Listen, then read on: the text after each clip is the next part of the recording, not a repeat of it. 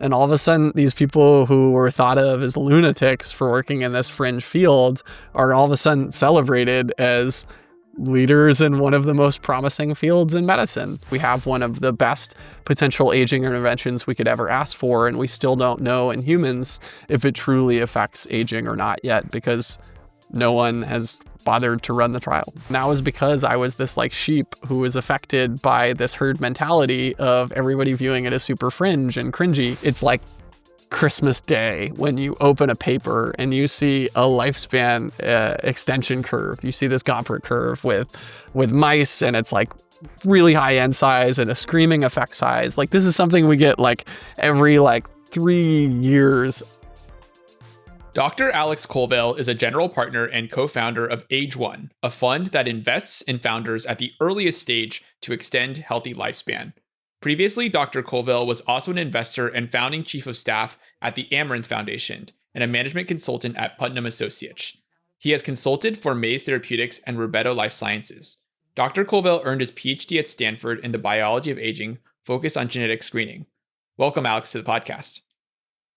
Thanks, gents. Super excited to be here. Alex, first question.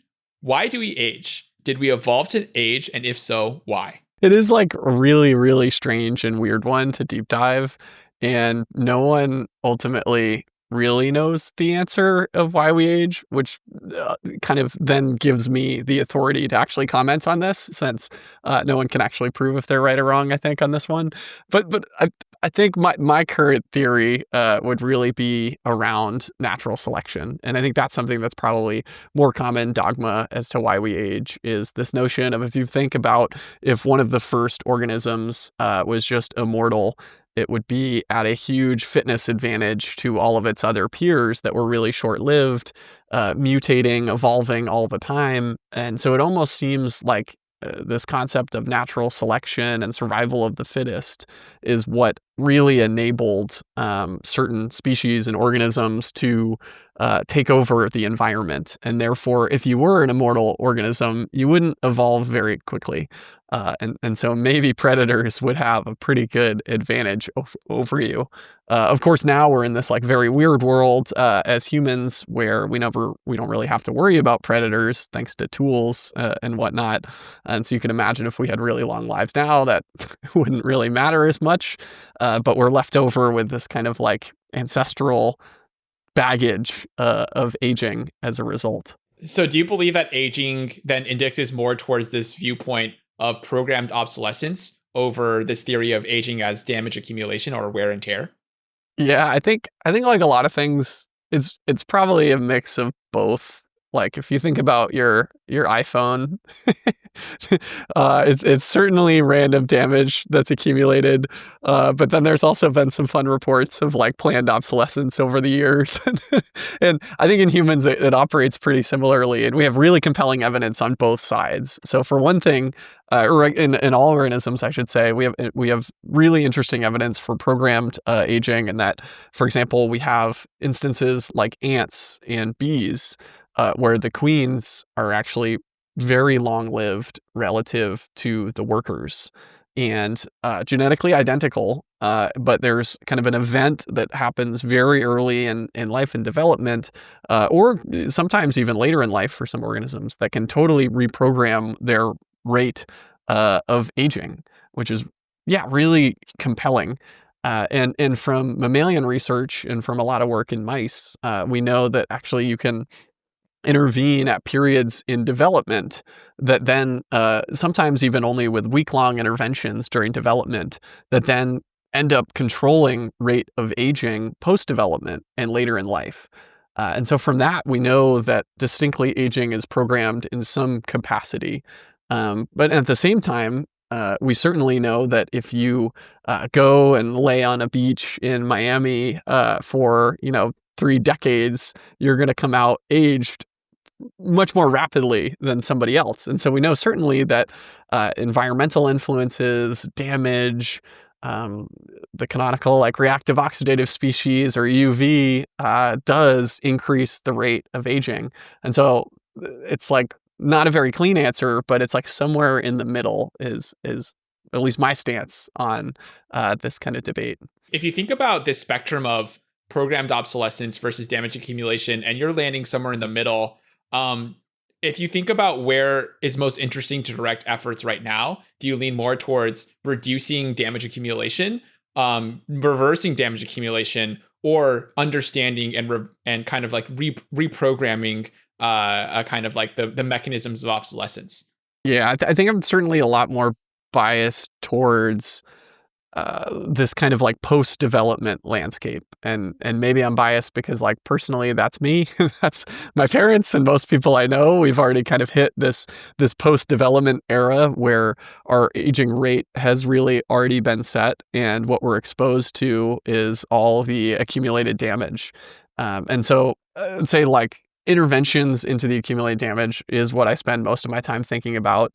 Uh, Between the buckets you broke down, think delay and preventing aging is something that's like a very compelling or interesting first step for the aging field, is really thinking about things like how can we delay the rate of aging and delay the onset of mortality in dogs, for example.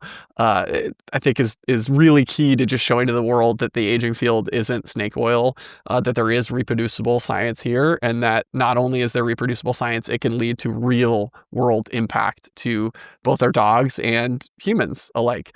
But I think long term, if we're thinking like what really cracks or unlocks this best version of the future where humans can control how long they live in great health, I think it really has to come down to either reprogramming, kind of the ability to restore a cell back to homeostasis that's experienced damage, a cell or tissue or organism level functioning, I should say. And then kind of in parallel to that, this notion of could we on a 30 or 40 year timescale get to the point where we could replace any single cell in the body with a young cell, or any single tissue in the body with a young tissue?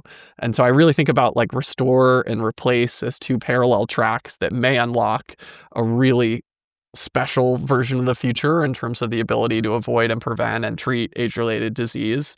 And I honestly have no clue which of those two is going to work or will work. And I am team, let's do as many in parallel, as many approaches in parallel as we can, because I think, increasing entropy in the way that we do science and R&D in this space gives us the best chance to have the bigger effect sizes down the road. And that may mean that some attempts in the meantime look pretty crazy and wacky, but I think that's fun.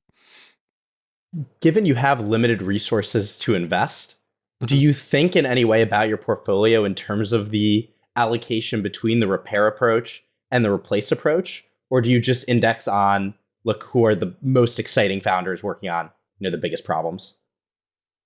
Yeah, I'll give a nitty-gritty point there first, which we actually don't really focus on repair that much. We like the restore framework, because when I think of restore, I think of like reprogramming an entire cell or reprogramming a tissue, or really these like coordinated pathways that can repair many things at once. Versus I think the aging field, a lot of people working on repair are working on one specific form of protein damage or one specific form of molecular damage. And I think that's very important, but it's just really hard to scale. It's almost like there's thousands and thousands of different types of damages happening with aging. And if we're going to tackle all of them, extrapolate forward how long it will take to develop all those interventions. So in the meantime, that's why it's like very seductive to think about things like epigenetic reprogramming, that you can maybe affecting many types of damage simultaneously.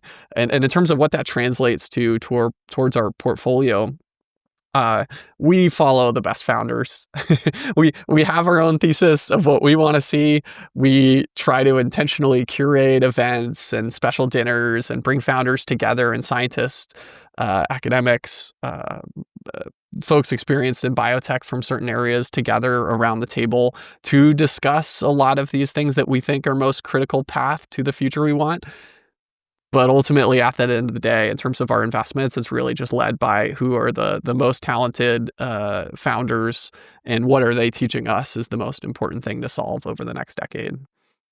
I want to touch a little bit more on one of the points you raise here, which is the difference between repair versus restore, right? I think in a sense, repair is almost a reductionist lens on what specific levers you can pull that are most interesting and most tractable to engage in the short term, right? It's like, oh, DNA damage as a thing that you could go back and identify and repair, or oxidative stress as another example. And then the restore framework is a little different, which is you're looking further up the chain and you're saying, in this like long chain of signaling cascades, of network effects, how do we go to a central node that actually controls many different conjoined integrated levers of downstream aging? And if we can alter that, then you can actually have a more pleiotropic and more complete effect on mitigating or reversing downstream aging. So like a great example in my mind is actually this recent uptick in GLP-1 agonists, right? This class of drugs that seems to be most intimately linked to like, appetite suppression and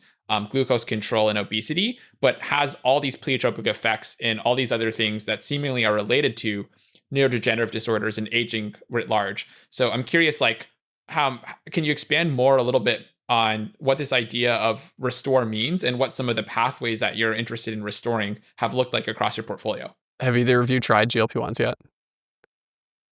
Yes. I think they're amazing drugs. Oh, I have not. Yeah, they're a good time. I'd say it's like a very just interesting human experience. Like it's like such a human moment right now. And then I feel like just the experience of a therapy that does seemingly reduce kind of, I don't want to say addiction, but like, in I think a lot of our cases, like phone addiction or dopamine addiction, it's like just an extremely surreal thing in a very surreal time. And then to like trickle on top of that it may be the first aging drug. It's kind of just like an absurd thing that is happening right now in medicine, but that's what we're experiencing. In terms of how GLP-1s fit in our framework, I think they probably fit in this camp of delay or prevent, where I think they're probably preventing molecular damage with time. And I really kind of use the analog of calorie restriction. And so I think, as probably many people know in the aging field, one of the gold standard interventions or classic tenets of the aging field that's gone back over 70, 80 years in research has been this notion that if you restrict the amount of calories that an organism consumes, which has been proven out in primates and mice by sometimes 20 to 40%, but without malnutrition, you get a 10 to 40% extension in lifespan, which ends up being dependent on the genetic strain. And so it's this like very powerful, robust, conserved mechanism that's been seen across many species. And it really seems to work, I'd say, more along these lines of like delay or prevent, where it's not going to take a mouse that's like 2.5 years old and all of a sudden turn it into a mouse that's 6 months old or something. But what it does have a remarkable ability at doing is really kind of over time improving pathology and kind of the health and vitality of the mice. And so like all these are really complicated because you could make arguments that they're super overlapping. And so, yeah, like what is calorie restriction doing? Well, in part, it's boosting things like autophagy, where, we're talking about a biological process where you're helping to clear damaged or accumulated or misfolded proteins in cells. So what does that sound like? That sounds a lot like repair, but it's not like an ultra dramatic effect size at once, more something that's like accumulated over time in this like delay or prevent fashion. Long story short, I don't think GLP-1s are going to turn like a 90-year-old into a 60-year-old, but I do think they have the ability to keep somebody who's a 60-year-old out of the hospital, to keep them from experiencing cardiovascular events or from potentially experiencing neurodegeneration in a really, really beautiful way. But it hasn't been put to the test yet. And this is something that drives me crazy. Is we have one of the best potential aging interventions we could ever ask for, and we still don't know in humans if it truly affects aging or not yet, because no one has bothered to run the trial. I think the question of whether we can find something that can truly enable restoration is fascinating, right? Because we know we can create humans that have their age reversed, right, back to zero by making babies, right? We don't know that humans can just do it to themselves, right? We don't know that a mechanism exists that we can target. But the idea, it seems reasonable, and there's some data points in support of it, right? Like with the Yamanaka factors and partial reprogramming. Like, what gives you the most confidence that the restore path will lead us to something fruitful that could, restore every aspect of aging or of a healthy organism? I think it's press releases from the companies most incentivized to hype the space. No, absolutely not. No, I think ultimately my obsession with Restore, I was very lucky to choose my lab at Stanford in part because they were working on this intersection of epigenetic reprogramming and aging. I was on probably the second academic publication that was at this intersection of using the Yamanaka factors and OSKM to quote unquote rejuvenate cells, particularly in the context of partial reprogramming. So without going all the way to iPSC, still seeing benefits on various aspects of cellular age and in some cases tissue age. And so I was obsessed with this even before grad school because of, as you alluded to, this gold standard therapy we have, which is having babies. It still to this day blows my mind that we have not studied this phenomenon more. Presumably, there's people out there that are having kids when they're 60 years old. Presumably, their germline cells have aged pretty dramatically in that time period. And yet their offspring is still living just as long as they did. There's no accumulation of age. And yet very, very few academic labs are studying this, and almost nobody in industry, even a lot of the companies that are purportedly the epigenetic reprogramming companies, are not really studying this phenomenon. And they're taking great approaches. And I really appreciate them taking unbiased approaches to screening a bunch of transcription factors. But as you alluded to, Daniel, the thing that gives us the most confidence is what already happens in humans and other mammals. And yet we're not studying that. And so it seems just very crazy to me. And it always makes me feel like I'm insane when I think about the fact that almost nobody is studying this yet. It's the most reproducible way to restore aging in humans that we could potentially imagine. So we just need people to study it. We need people to study how germline cells age, if they age. I think there's a top of funnel thing here, which it may not actually be that humans having babies is evidence of us restoring age. It could be that just certain germ cells are completely protected from age and just somehow live in these magical little bubbles where they don't accumulate any damage. And so then when you have offspring, age isn't passed on because the germ cells never age themselves. Maybe there's just a huge clonal selection phenomenon.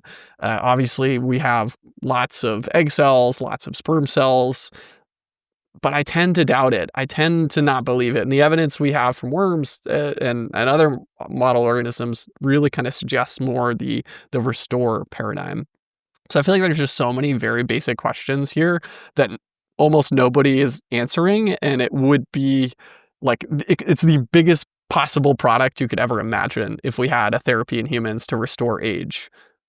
And it's just huge lopside of nobody trying to do that.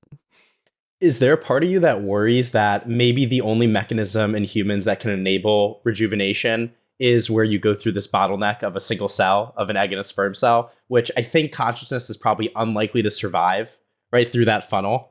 Do you worry that it might just be impossible? I think even if I think that's where I like the approaches of replace and restore in parallel, is that for replace, we have these really cool examples of other organisms which have high percentages of stem cell populations, and they're constantly experiencing kind of tissue turnover and really kind of exist more in this replace paradigm. And so I don't think it precludes replacement as a phenomenon and as a potential pathway to help unlock many extra years of healthy lifespan in humans.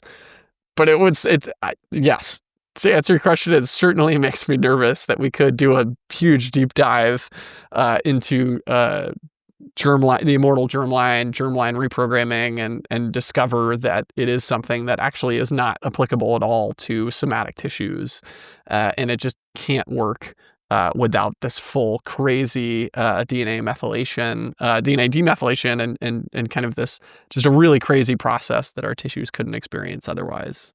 On that point of organisms that do have demonstrable proof of this replace paradigm of anti-aging phenomena, let's walk through some of examples of that in nature. I guess an example that comes to mind for me is the axolotl.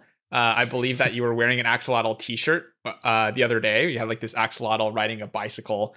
But do you have any examples that you can walk through that help us understand like what's already happening in nature, and where might we borrow some of the biology that other organisms have evolved and apply it towards our own aging, active aging as humans?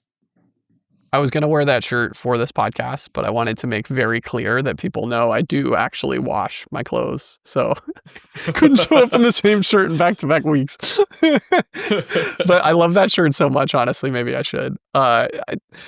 It's the example of the axolotl is a really interesting one. Honestly, not a perfect one here in that I think a lot of people have the assumption or reputation that axolotls do not age. I, at one point, had that assumption in my brain, and then I, thanks to some really incredible axolotl researchers, got to go and visit their labs and look at some that had aged, and they age, sadly.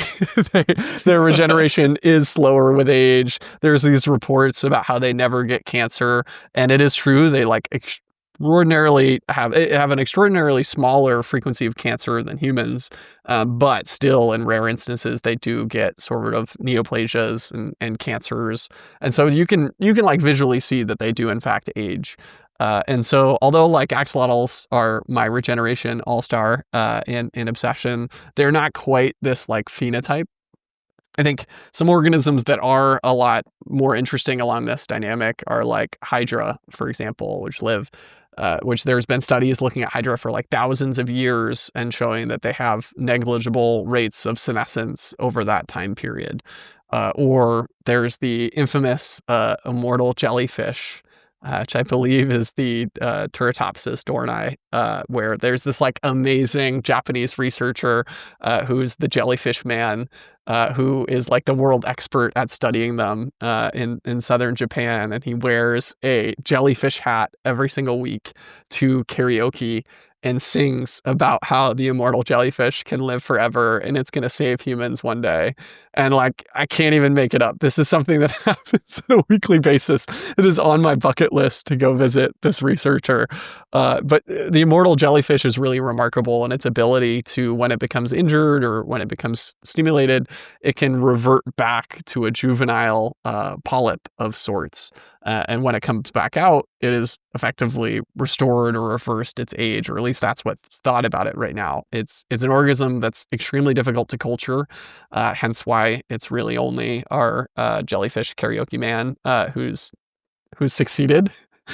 But it fits this bill perfectly in terms of something that's really regenerative and may have crazy cool effects on aging.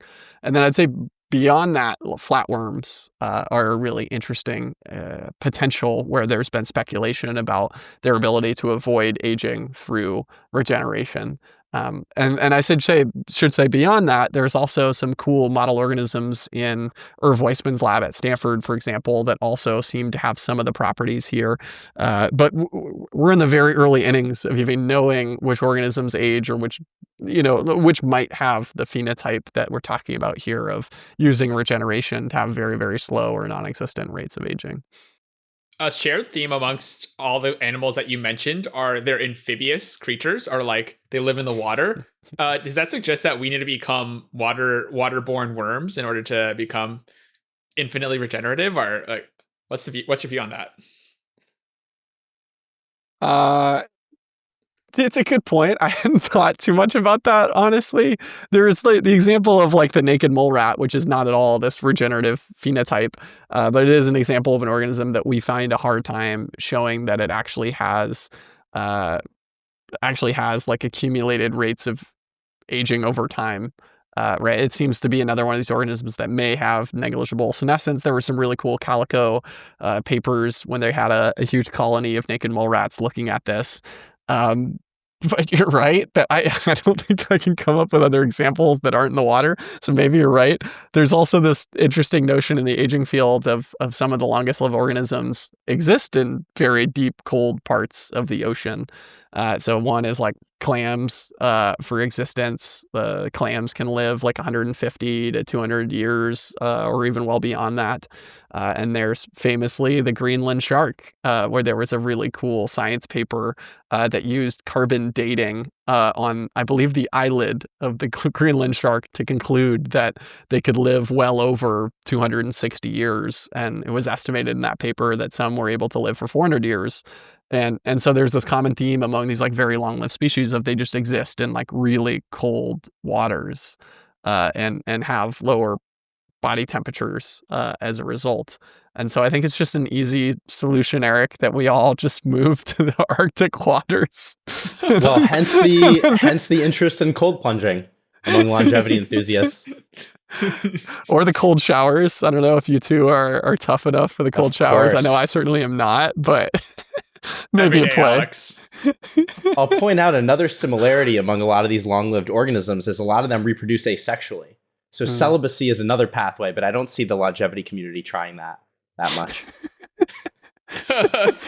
Sometimes it's involuntary, so it's common theme there, yeah. Something else I wanted to ask about is when we think about the different, certain organisms that do live or seem to not age as much as others, like, are there any integrated theories of aging that you subscribe to or you're interested in that you think might be able to explain these different phenomena and give us a pathway to, curing aging? None that I fully subscribe to. There are a lot of really interesting ones, that's for sure. One of the most recent published on by a cool group at UCSF was focused on pathogen control theories of aging and how potentially some big aging mechanisms evolved because of this notion of being able to prevent the spread of infections through a population. And there's, of course, like a more classic aging theory of antagonistic pleiotropy, which is focused on this notion that maybe some of the things and genes that are beneficial really early in life end up being antagonistic later in life. So early in life, maybe it's great to have like a really strong immune system and you can survive through kindergarten or whatever, with all the kids picking their noses because you had this gene upregulated that prevented you from infection. But then later in life, that gene being active ends up driving inflammation that actually accelerates the rate of aging. So this is a very like interesting and seductive theory.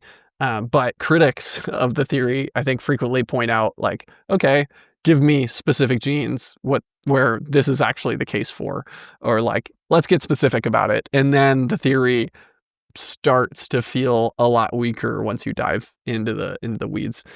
So this is something that I'm incredibly fascinated about and not an expert at all on. And so really welcome people who want to dive deeper into this or people who are experts in this space. All that to say, there's not too many like integrated theories of aging that have really passed every test. Like a shared mechanism that's pretty interesting is this notion of genome instability that Eric brought up earlier. There's like a classic chart that goes viral on Twitter probably once a year that looks at the rate of somatic mutations in organisms and against their plotted lifespan. And it's this like really pretty tight curve showing that the longest lived organisms have slower rates of somatic mutation accumulation. And that inherently is like really interesting to think about. But that said, when you go and you pull people from the aging field as to whether genome instability is a primary driver of aging, you get a 50-50 response. 50% of people say yeah, 50% of these experts say no. That's a little confusing. So I think there's like interesting theories and highly encourage people to go explore them. But we're early days in terms of really having cohesive theories that a lot of people support and trust. Do you expect our biggest breakthroughs to come from theory that gets applied, or from sort of empirical, just continuously trying things like what we're trying with epigenetic reprogramming? I think empirical. Uh, Science has historically been done with a lot of theory, with a lot of people, reading a couple papers and being like, yes, this to that, based off of this paper I read and this pathway and this gene. And I think they could still be that way if AI just gets like really good at creating these theories and then just goes and implements them. I tend to be more on the kind of unbiased. We just need to like empirically throw a bunch of stuff at the wall and see what works and what doesn't work. And I think a lot of our biggest wins in medicine are more done via that fashion rather than the other way around. But I think we're going to see this like really cool era of things that you can do. Like, for example, I know Calico had these like really long-lived fruit flies that they had like selected generation to generation. And immediately what came to mind for me is like, okay, we should have an experiment where these really, really long-lived flies are just subject to AI, and AI just picks what changes are made, what genetic changes are made to the flies, what you do next, and just like see how far you could push it. Like if AI was just like controlling these like lifespan studies on flies, like what would happen? Where would it go? What would AI choose to do or not choose to do? Could you scale that in an impressive way to really empirically drive some crazy results? I'd like to see more crazy stuff like that. And I think so far what we've seen from awesome folks like at New Limit in the reprogramming space, I think they are combining theory with their AI platform to really then go and say empirically, let's go test a bunch of different transcription factor combinations, and way more than anybody else is doing, like an order of magnitude or 2 orders of magnitude more than anyone else is doing, and see what makes cells young, which is really cool.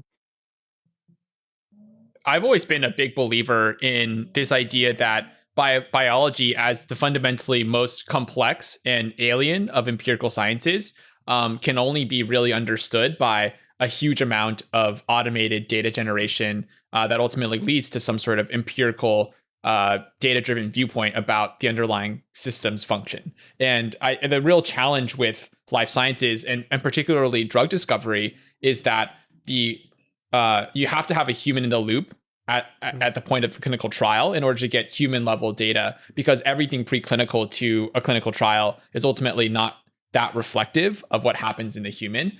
And so how do you think, Alex, about counteracting that challenge, which is like the human in the loop problem of needing clinical data in order to get any sort of real feedback from human biology? Yeah, one thing I've long been really excited and interested in is better human models for drug development and drug discovery. And so I was very lucky to be an investor in a company a couple of years back called Bexorg, which came out of Yale, Anand Seston's lab at Yale. And literally they have 2 Nature papers where they take pig brains and an entire pig and show that they can bring them back to life after death. Which is a pretty insane concept. So in the case of the brain, they show that they can go from no brain activity, brain dead brain, and kind of keep it for 4 hours in that state, and then 4 hours later hook it up to a perfusion system and show signs of cellular life being restored. And subsequently, they can keep these brains alive for days in this perfusion system. And I think this is a really cool thing, and that eventually you could extrapolate and think about how you could test human interventions on a human organ that's being kept alive out of a human, but still in a way that maintains a tissue level phenotype of that organ in a way that's really recapitulating more of what's happening in vivo versus, say, organoid systems or something like that. So I'm a huge fan of these crazy sci-fi systems that could enable us to study humans and human tissues in ways that we weren't able to before, to kind of eliminate that need for a more formal clinical trial. But you're right. So much of medicine and so many of these like fancy AI solutions are still bottlenecked by going and showing that they work in humans. And that's like an incredibly frustrating problem that in part has been accelerated a lot just by China and what's happening with investigator-led trials and just like a really sped up ability to test things in humans.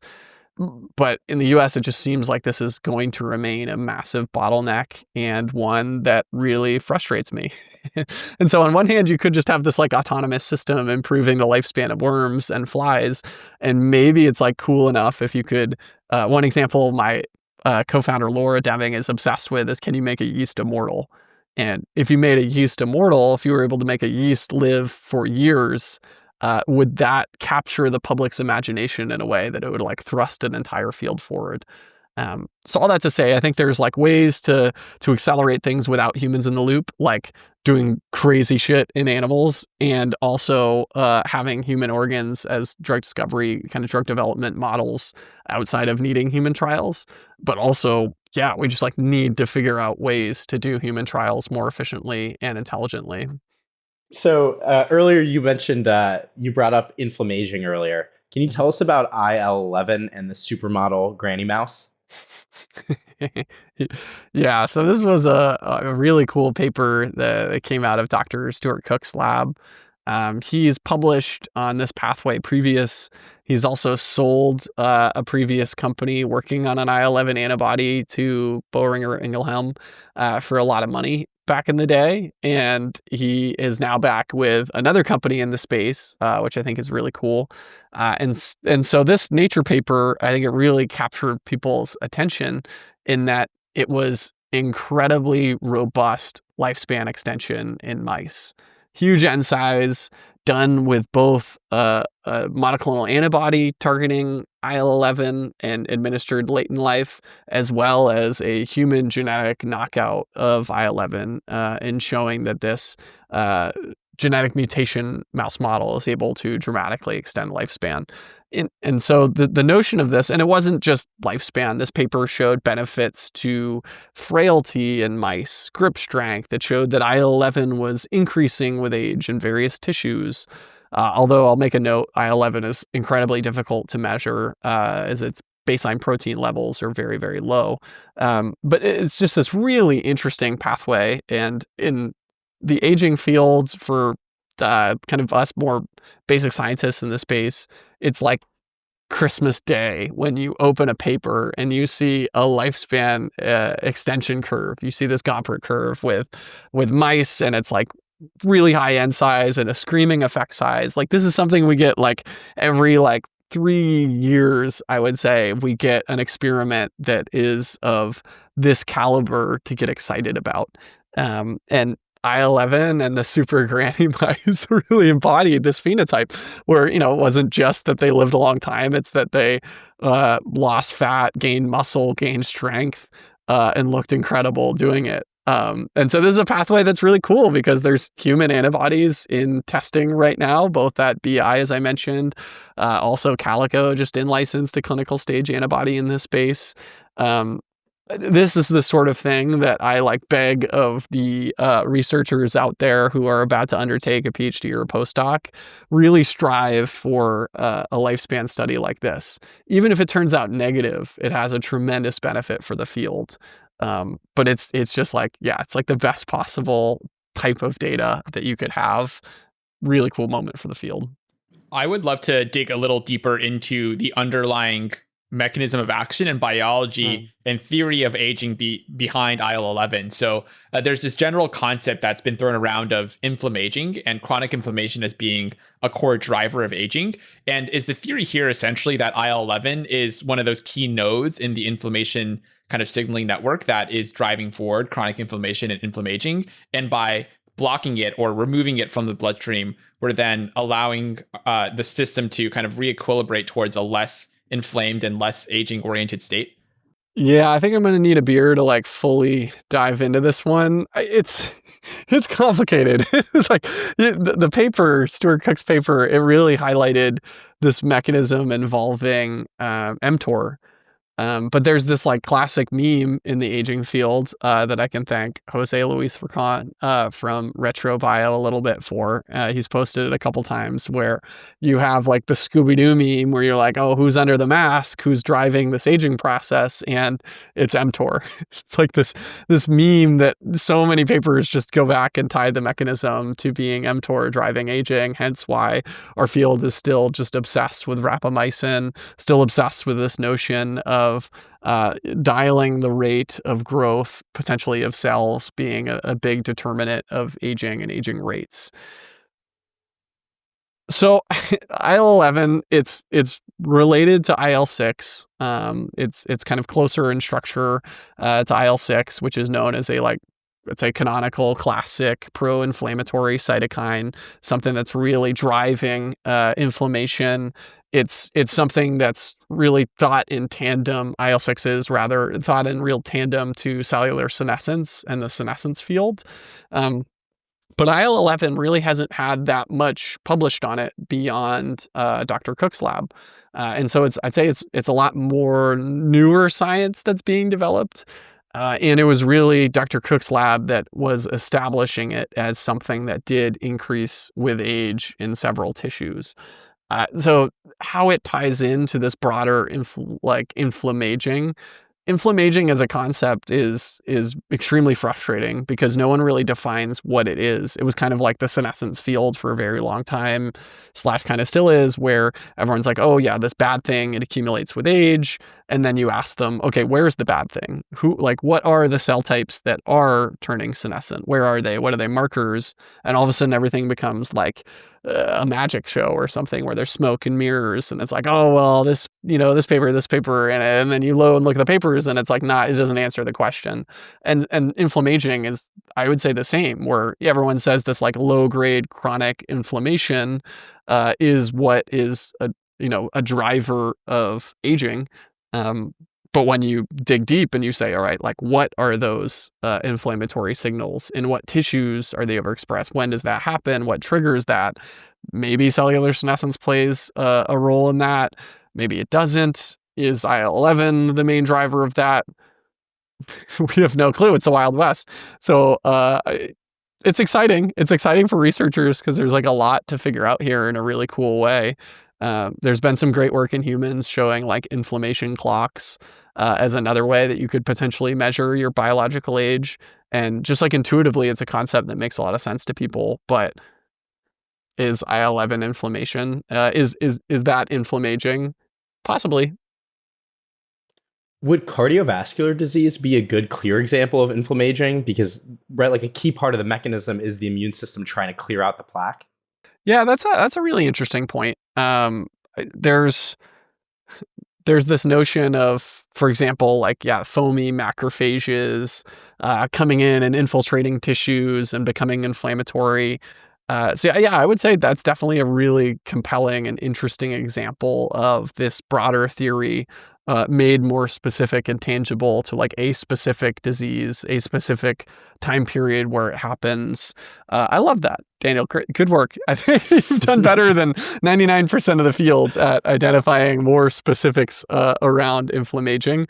And there are certainly other specific ones you could point to as well. I mean, like microglia in the brain becoming more inflammatory with age is another kind of classic example of inflammaging that people like to say. And I know there's a lot of very, very smart professors in the field, including several from Stanford, who really think that the whole senescence field of cellular senescence was actually really just driven by macrophages accumulating in tissues and being pro-inflammatory and happening to also express P16, which was the cell marker that was originally used that got the senescence field so exciting, which I think was a Nature paper back in 2016 that showed when you deplete P16 positive cells, mice live significantly longer, like 25% longer. There's still this debate of whether maybe macrophages were playing a bigger role in that than what was originally stated. And you've brought up senescence multiple times. That's a field I sort of lost track of. Like at one point, it seemed like it was going to be maybe not the holy grail, but it was going to be very important in longevity. My understanding is that some drugs have gotten to clinical trials. Like, what is the verdict on senescence? Are senolytics, treatments for senescence, like, is that going to be important in extending lifespan? This is one of these where like biology is unbelievably humbling, because after so many years of great work in the field, over, we'll call it the past 20 years or 15 years, we still don't know. We had Unity Biotechnology, which my co-founder Laura was an investor in, that experienced some great highs. It was kind of one of the more modern aging companies to IPO when it did so back in 2018 to 2020 territory.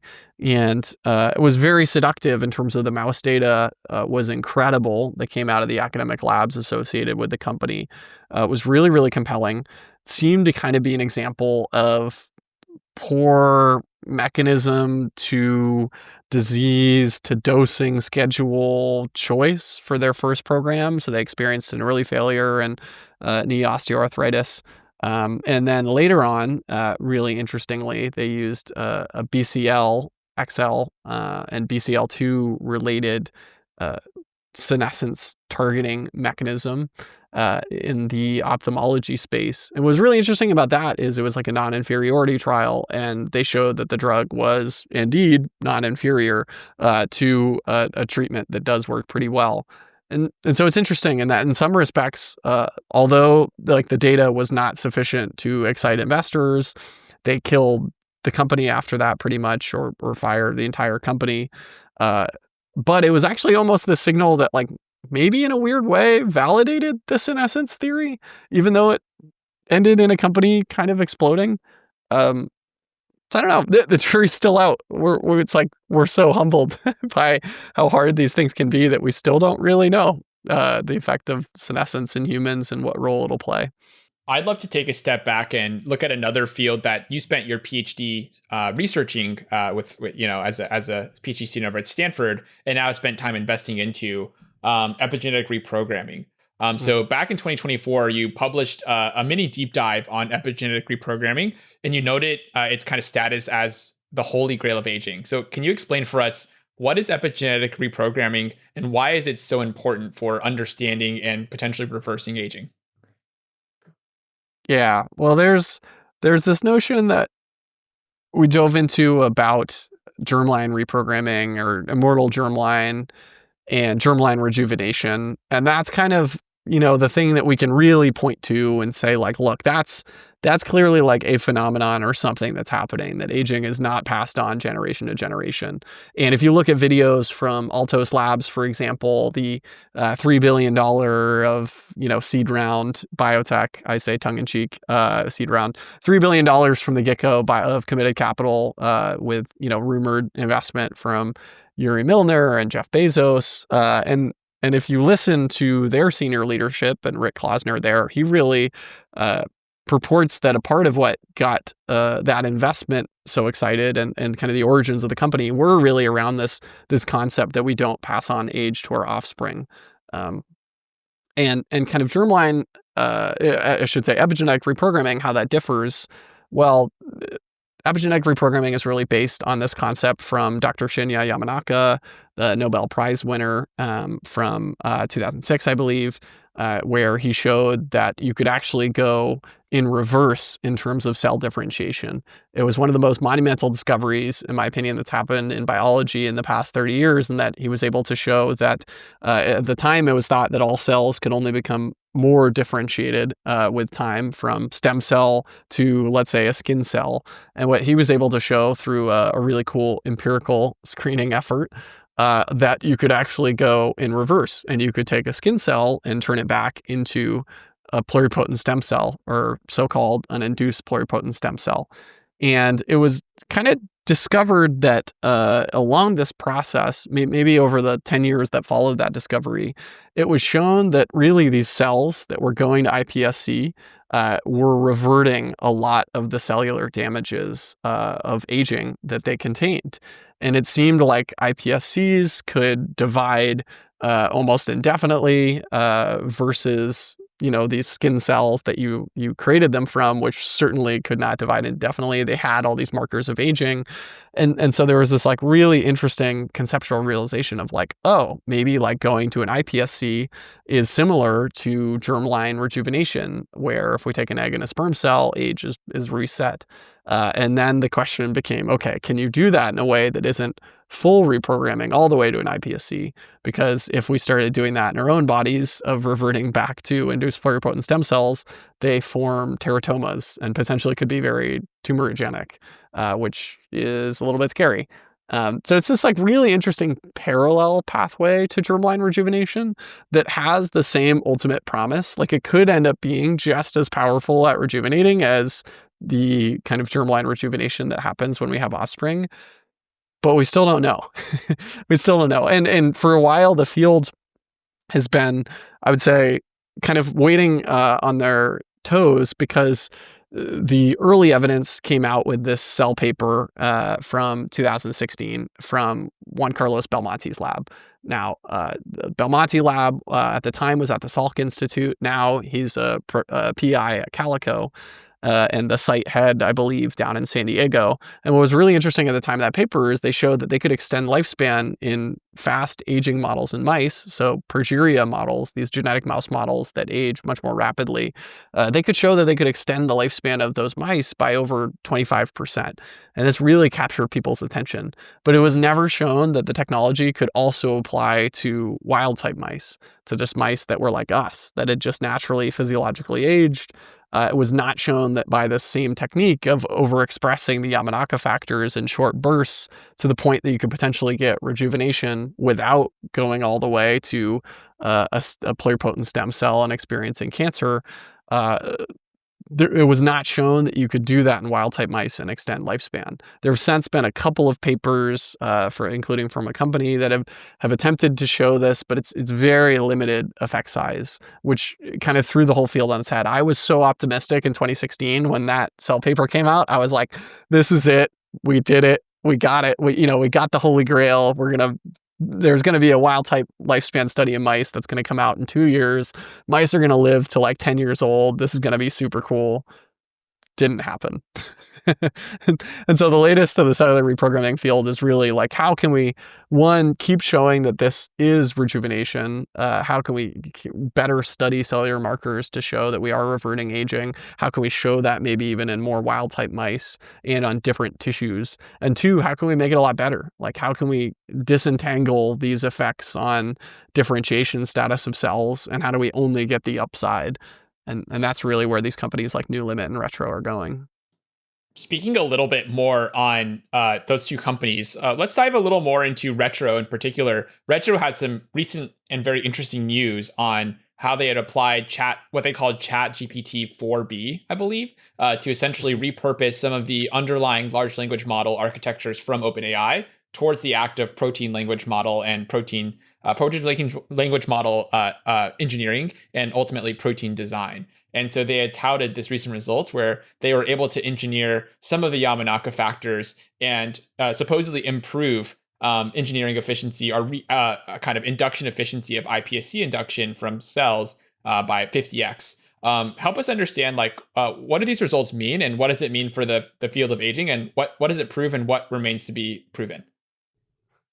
Yeah, I think that we're really on the forefront of some pretty dramatic leaps from this ability to fine-tune models towards biological data. I think everybody's looking for the next AlphaFold moment, which we're all really, really excited about. There's a great organization called Renaissance Philanthropy that's run by Tom Khalil in part, who used to work in Eric Schmidt's personal organizations and also used to serve in the Office of Science and Technology Policy at the White House under two different administrations, I believe. And Tom is fantastic. And Renaissance Philanthropy, they recently put out a call to say, what's the next AlphaFold moment? We want to help fund collecting the data to make that happen. So long story short, I think we're going to see some additional AlphaFold moments once we get just really great data that can serve as the input to these models to give us the ability to do like what Retro and OpenAI were partnering to do, which was to give us designs of proteins that would then be able to perform functions in a much better way than natural variants of the proteins would do. So in this case, OSKM are the 4 proteins that compose of the Yamanaka factors, all 4 transcription factors. And Retro was trying to improve on this notoriously extremely low reprogramming efficiency that we see with OSKM. Normally, we're talking percents that are well under 10% in terms of how many cells amongst a batch of cell that you can reprogram successfully into an induced pluripotent stem cell. Sometimes like about 1% or less than 1%. Now, this kind of advance of applying computational biology to potentially give proteins that are better at doing this is really exciting, and I think it's a massive step forward that both those organizations are paired together doing this. And it makes me really happy that people inside of OpenAI are pushing hard on this effort because I think they think with the scale and resources to be able to pull off exciting new intersections like this. I think the limitations of that result were one, the thing that they're claiming, this 50x increase in reprogramming efficiency, they're very careful in their language to say increase in reprogramming markers. So they're looking at markers of reprogramming. Importantly, so far, they have not presented any of the gold standard assays that the iPSC field has to do to prove that they are bona fide induced pluripotent stem cells. And in fact, if you actually look at the data that they showed, the cells, and you talk to people who are experts in stem cell biology and iPSC biology and differentiation, they'll quickly tell you that the cells that they generated and showed in their figures don't look like iPSC cells. iPSC cells are round. And so that, for one, is a potential flag. I think there was a lot of speculation on Twitter of more of these stem cell biologists that the cells they produced, if they were put into immune suppressed mice, like what is one of the gold standards of the iPSC field, is you take your iPSCs, you put them into mice that are immune suppressed, and then you experience these teratomas that consist of all different tissue types, which then prove that you actually had a pluripotent stem cell as opposed to cancerous cells. I think a lot of people are very skeptical about those current cells that they've generated, that they are not just simply cancerous cells because they haven't proved it. They didn't show the data. Now, what's really spicy is I think like the Retro team clapped back on Twitter to a lot of these people and said like, look, like this is in our human protocol. Like we're submitting this to the FDA. So therefore, it's legit. But then we kind of have this like big disagreement between these like stem cell biologists that are like, look, the data you've shown me is not this thing you're saying it is. And then the Retro team is saying, well, we're putting it in humans, therefore it's going to be good to go. And I'm really curious to see how it's going to play out. I'm hanging out with my popcorn, really excited to see hopefully cool data. Like I want to see them back it up. I think it's a huge win for humanity if they can back it up. I think another layer to this that's interesting is the thing that they're claiming, this 50x increase in reprogramming, has been shown since 2020. So like there have been papers since 2020 showing that you could actually engineer variants of OSKM to achieve about a 50x improvement in reprogramming efficiency over OSKM, just the wild type proteins and transcription factors. And that is what the Retro team claimed. So what this breakthrough that they were claiming, and again, reminder, they were saying markers, not actually efficiency, because they didn't show that, is something that's been known in literature since 2020. So that always calls into question, is there Retro socks? How is that alike or different than what's already published in literature today? Like, is the AI just going to that paper and making some fancy variant that has the same function as that published variant, or is it truly novel and de novo? I'm really curious to see how it plays out. I'm excited, but I think it's a win for humanity that OpenAI is partnering with Retro to make it happen and that people are working really hard on it. If there is a huge breakthrough in reprogramming, is drug delivery still going to be a huge bottleneck?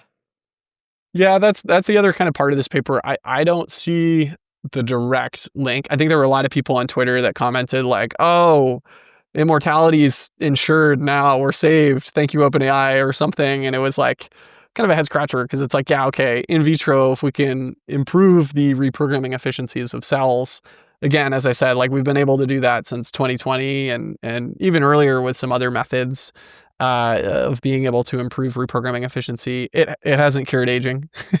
We still have almost, a very limited repertoire of cell therapies in humans that have come from iPSCs. And I think more of what the OpenAI team is excited about and what the internet is excited about when they see these results is more kind of the extrapolated things that might be possible with it. So if they are able to use these LLMs and fine-tune LLMs to generate variants that improve reprogramming efficiency, maybe a logical next step is that they could do that without affecting differentiation status. So then maybe the logical next step is to say, okay, they can take these LMs and say, find me rejuvenation factors that aren't able of making cancerous cells or tumors, but can just go to our skin cells and make them super young. That is like the holy grail, and why this technology could be really revolutionary is if Retro and OpenAI are able to show this together, and that's what I'm really rooting for. How far away do you think we are from this world that you describe in terms of the idealized, commercialized version of epigenetic reprogramming packaged into a product, whether it be for skin, liver cells, very particular subsets of cells, or for your entire body? And what does it take for us to get to that idealized outcome? Yeah, I mean, there's companies like Life Bio and Turn Bio that are both entering the clinic, according to their press releases, over the next 2 years. Life Bio has primate data showing the ability of OSCAM to help regeneration in the eye. And I think that's actually, to me, kind of a logical step. Not necessarily like endorsing either of those companies or saying that technology is going to work in those use cases, but it's a logical step to me how I would say, like, okay, OSCAM could be used to enable regeneration and like help tissues heal. Because what are OSCAM doing? They're like messing with cellular plasticity. They're enabling tissues and cells to be more pluripotent. Kind of like goes hand in hand with the ability to regenerate. Now that's a very different thing than saying this is going to go into a targeted tissue and dramatically reverse or restore cell or tissue age. I think for that, I think my timelines are, I'm not sure OSCAM are it. Like, I think for that idealized use case, I think we're really going to have to wait and see the kind of next gen reprogramming cocktails be applied in that use case. Now, whether that's, some of the combinations that New Limit is coming up with or another company or Retro, I just tend to think OSCAM is not going to be the solution, just given the safety risks involved. I really hope I'm wrong, though. I really hope I'm wrong, because it would just accelerate timelines dramatically. So I'm very much so rooting for the pioneers who are taking this bet, because the upside is massive. So you mentioned the parallel paths, right, of restore and replacement. Can you talk a little bit more about replacement? Like, how do you think about that as a field, and which approaches seem most promising? Yeah, I think about that as a field. I go back, I still am obsessed with this notion of like, could we set like a societal or a worldwide or a nationwide goal to get to the point where we could replace any single cell in the body on like a 30 or 40-year timeline. That to me just feels like such a cool Manhattan project for disease, chronic disease, aging. It's just like, I can't think of like almost like a cooler moonshot than to take that on. So that's something that gets me really excited. But in terms of the reprogramming field, I kind of break it into a bunch of subsets, because there's so many different levels of biology that you could replace at, whether it's at a molecular level, at a cellular level, at a tissue level, at even, body scale of replacement. I think all of these are parts that different parts of the field are working on and excited about. But to me, the part that gave me like a lot of hope for this field over the past year and a half And that's the cool part. It's like literally within the past year and a half that we're starting to see really promising data from this field after dozens of years of failure and just like not a lot of tangible pragmatic progress. And so on the cell therapy side of things, we have had, well, one, we've got things like CAR Ts in the cancer space where we have these like cell therapies that you can just like put in humans and then they'll like survive to some extent and play cool functions. But I'm really interested in cell therapies that can integrate into tissues. And so things that got me really excited included companies like Blue Rock Therapeutics that have been treating Parkinson's disease. And they've been taking pluripotent stem cells, deriving dopaminergic neurons, putting them in humans' brains. And we now have like human clinical data in a 1.5 year long phase 1 study showing that you can put these dopaminergic neurons in. They're still functioning after that 1.5 years, contributing to helping these Parkinson's patients. And those patients didn't even need immunosuppressants for the last year of that trial. They were able to remove the immunosuppressants. Crazy. Or another company, Neurona Therapeutics, that's in the Bay Area, that's taking human pluripotent stem cells, deriving a specific type of neural progenitor cell that's able to go in and treat epilepsy. And they've been able to show that in a phase 1 trial, that they can take patients who have had, in some cases, like 20 seizures or 30 seizures a year and bring them down to like 0, which is crazy. And that these cells, these inhibitory neurons, are engrafting and surviving long term. So I'd say this is really parts of the replacement field that get me super excited. That's on the cell therapy side. We move to the tissue side, what gets me really excited. We have Epigenetic and United Therapeutics have finally breached the thresholds that people said were impossible. So many haters to the xenotransplantation field really said, oh, after 3 months, every patient that's gotten a pig organ after 3 months has had some crazy event and died. And we've passed that now, which is really cool. Not something that's in the headlines. We usually only get the headlines when someone dies, a patient that's received one of these therapies. And right now it's like they've surpassed that. And not only have they surpassed that, we've had the companies in the space like Epigenetic get massive investments led by Lux Capital, like these really respected multi-stage funds coming into the space. So yeah, I'm super excited about replacement. It's just really expensive from a cost of goods perspective. But in terms of a safety and efficacy perspective, we've gotten a lot of de-risking in the past 1.5 years.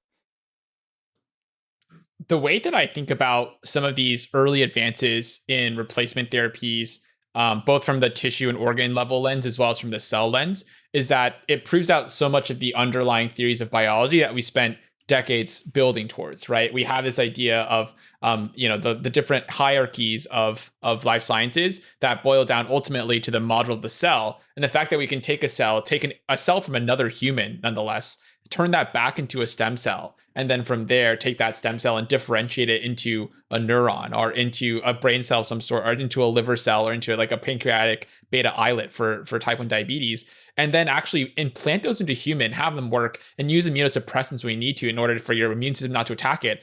It's such a proof of concept of what I think has traditionally been criticized as a non-first principles based field in life sciences, right? These first principles are actually being borne out in experiments, and those experiments are being borne out in clinical trial data. And what it tells us is that we're on the right track for so many of these different theories and laws that we've spent decades building towards. And what's next is like an extrapolation of what we've already built. And so like right now we have these very expensive one-off cell therapies and gene therapies, but going forward to the next decade, how does that then expand into partial reprogramming? How does it expand into total body replacement if we get down that road? And so that's what's really exciting for me. It's like the trend line is continuing to ramp upwards, and it's accelerating as well, which is like a super exciting moment for biology. Yeah, and I love what you said about like this being, these being fields that had so many haters. And they absolutely did. This is like my favorite, space or demonstration of an area that's like an awesome moment for investment into a space. When you can kind of invest in that 0 to 1 contrarian moment where everyone's a hater, they don't believe that something's possible. Although there's been academic work in a space for 20 or 30 years, just they haven't seen that human POC that is like fully de-risked for a lot of investors or thought leaders or KOLs in a space. And then in live time, you just see it happen. And all of a sudden, these people who were thought of as lunatics for working in this fringe field are all of a sudden celebrated as leaders in one of the most promising fields in medicine. Yeah, it's a really, really cool moment. And we're witnessing it transition before our eyes. Doesn't mean it's going to be like a super clear shot or like snap our fingers and we're going to be there. I still am saying it's a 40-year goal to replace most cells in the body. But it, just got a lot more de-risked. And now we just need to go figure out how to make it a lot cheaper and more feasible from a cost of goods standpoint. Speaking of fringe fields, so your co-founder, Laura Deming, started a cryopreservation company. Are you signed up for a cryopreservation service, and should I sign up for one? Yeah, I remember when I first heard Laura start talking about cryopreservation, and before that moment, I think I was always fascinated by the field. I had dug into it a bit. I had looked at some of the academic labs in the space, but I had never really taken it seriously. I always took like what I wanted the field to be seriously, but I never took the state of the field seriously. And that was because I was this like sheep who was affected by this herd mentality of everybody viewing it as super fringe and cringy. And being in the aging field, it was like, yeah, I was like so taboo to talk about cryopreservation as a field. Back in the day when I got started in the field. And as a result, I was that sheep where I was like, nope, I'm just going to like ignore the possibility of this field or advancing it.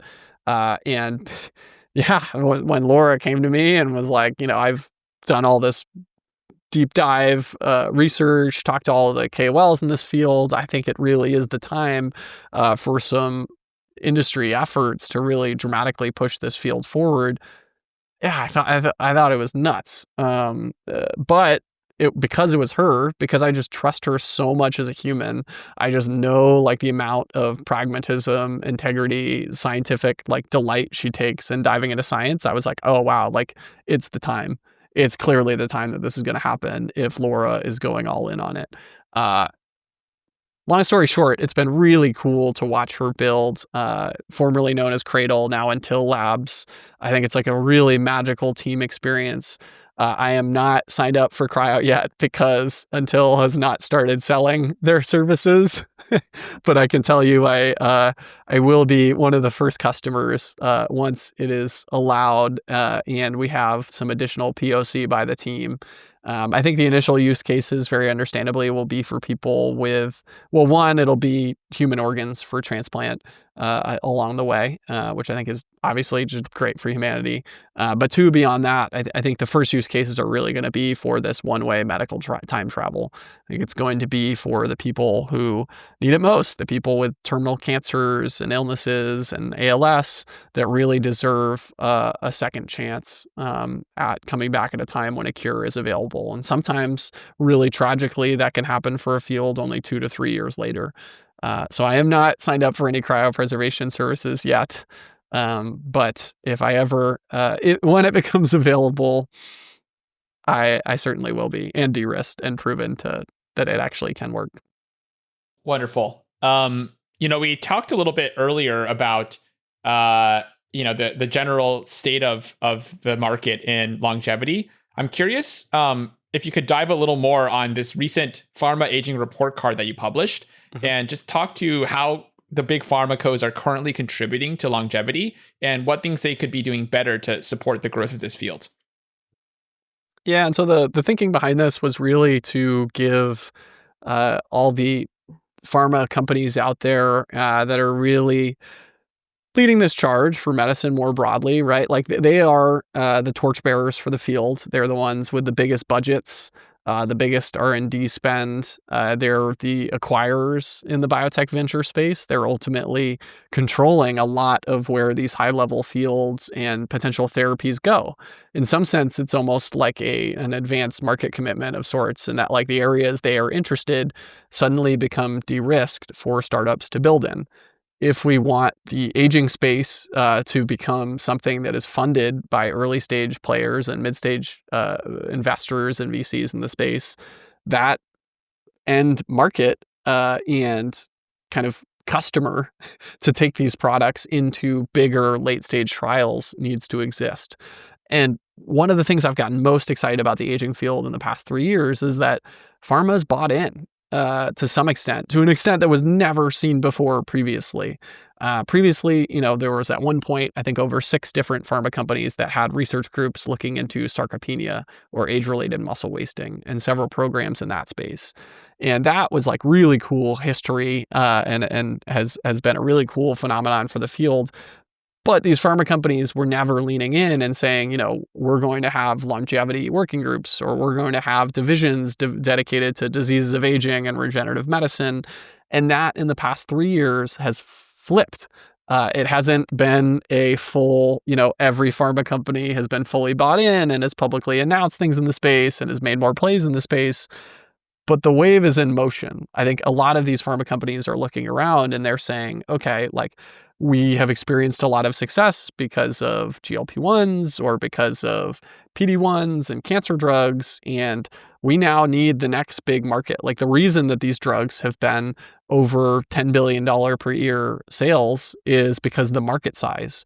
And they're starting to think and say, well, what has a bigger market size than obesity or cancer? And there aren't a lot of answers there. There's a very short list of things that have a bigger market, and aging is prime and center in that focus. And so what we wanted to do is we wanted to really empower the awesome individuals at these pharma groups to look around and say, how are we comparing against our peers at being able to drive forward this massive new therapeutic area that a lot of people don't realize exists yet? And so we did a deep dive analysis on most of the top players to really put to the test and rank who was doing deals in the space, who was doing investments, who was doing partnerships, what percent of pipelines are really devoted to age-related diseases right now. And there have been a number of players like AbbVie, for example, who have poured billions of dollars into this field through their partnership with Calico over the years. That's very commendable to moving the field forward. Or Novartis, for example, with their DARE group, their Diseases of Aging and Regenerative Medicine group. They have dozens and dozens of scientists specifically focused on disease of aging and biology of aging now. And they, have a partnership with BioAge. So this is really like a watershed moment for the aging field that I think we'll look back in history and say like, wow, this like really turned the field on its head, that the most respected, most successful pharma groups are really starting to make moves in this space. But we have a ways to go. No one got above a B, because I haven't seen the full level of commitment that's really going to make somebody a winner in this space. But for the pharma companies out there, whoever does really make that really significant large investment will very clearly be the pharma company of the next century. All right, time for the lightning round. So we're going to try to do a bunch of quick questions, 1 to 2 sentence short answer. They're all super easy to answer that briefly, I promise. What age do you think we'll live to, and why? I think we'll live to at least 120, because I'd like to think that we can at least do the same optimizations that supercentenarians have been able to do. Yeah, I think 150, though. I'm going to give a spicy answer. I think AI is going to kickstart us. I was going to say I was disappointed with the 120. I'll take 150. What percent chance do you give us to see the singularity / reach longevity escape velocity in our lifetimes? I go 50%. I think it could be a lot higher if a lot more talent comes in the field. Who do you think is doing the most important work in longevity? People working on germline rejuvenation, immortal germline.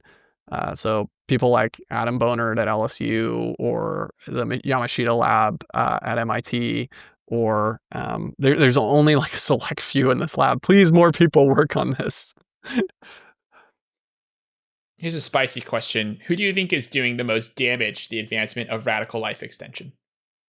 Oh, easy answer. The people who claim to be its most staunch advocates.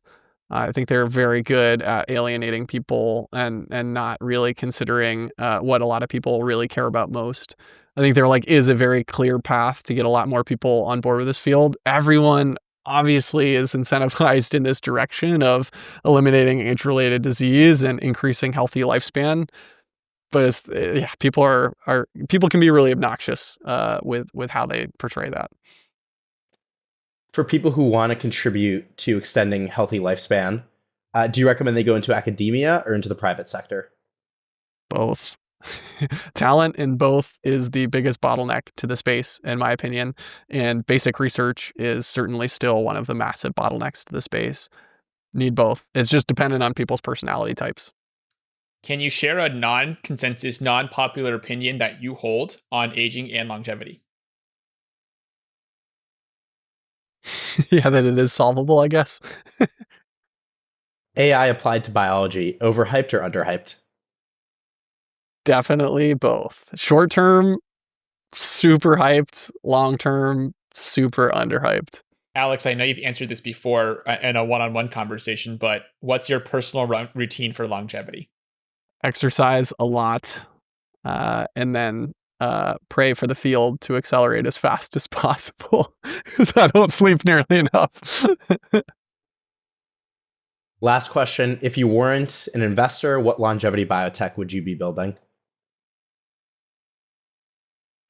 I have the hardest time splitting between one, just trying to get the first longevity therapy approved. That's an obsession of mine, and I think something really key to triggering a watershed moment for the field. And then on the second hand, I think you can tell I'm obsessed with germline rejuvenation. And so if I had $1 billion, I'd probably build a company that goes and studies that and then applies it to therapies for humans.